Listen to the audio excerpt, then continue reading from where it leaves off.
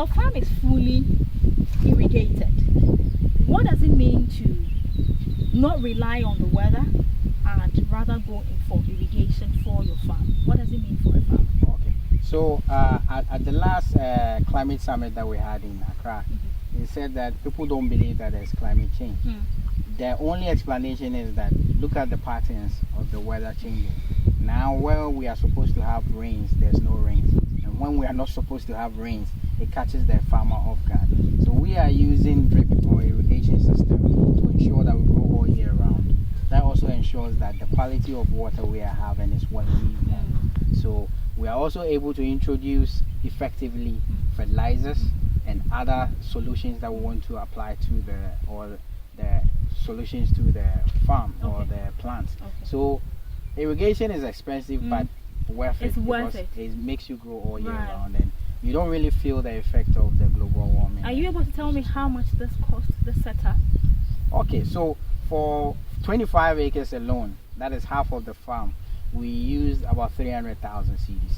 For the irrigation? For the irrigation Does it include the poly tanks I see there? No, it doesn't. Just the tubes? Yes. So what we did was the 90 millimeter and the 50 millimeter pipes, we couldn't get some in Ghana because the ones that they do for the telcos are too, the diameter is too large. Okay, you know, so you have to specially order for this. So we had a company in Ghana do that specially for us, and that is a custom work. Okay. So we have to pay up to about 250,000 cedis, and the laying of it, digging the holes, the joints, some were imported from China, from other places. That brings it all to about 300,000 for just half of it. Right. Yes. Now, Mr. Apia, what do you make forward of people who are venturing into agriculture or investing in agriculture but are not considering the use of technologies like drone, not considering going for irrigation option? What do you think, moving forward, what do you think we should do? How should we consider agriculture? Sure. I see agriculture as a very lucrative space. But what people do is that, oh, I am a farmer but I'm living in Accra. I'm a farmer, I'm in London, I'm a farmer, I'm in here. I employ the use of technology, and even I have to still come here every week to do monitoring because you can't rely on just the machinery and the stuff you bought to do all the work. There's still a human factor to every design or solution. So what we do, I would advise people is that one, you don't have to be an absentee farmer. If you want to be a farmer and really make it and really be there, come and stay. I built a nice apartment with WC, everything where we stay and then we do the farming ourselves. We are also here. And when people see you on there, also hands they are motivated. They are motivated. They say, oh, the food run is here. It's also part of the sun, everything. We are all facing the same challenges. We are using the same goal together. Approach is what we use.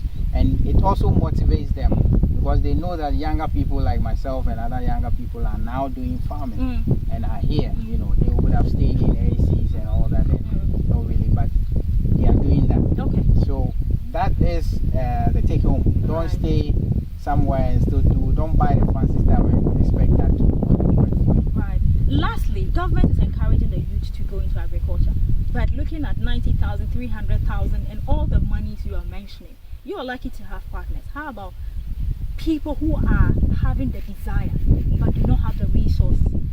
What do you have to tell with regards to government or stakeholders? What should they do to help make farming lucrative, make farming a passion that you would consider and not think twice about? From labor to land acquisition to access to funding, road network, the input, fertilizer is a matter of concern now, and then technology. All of this together. My time is limited.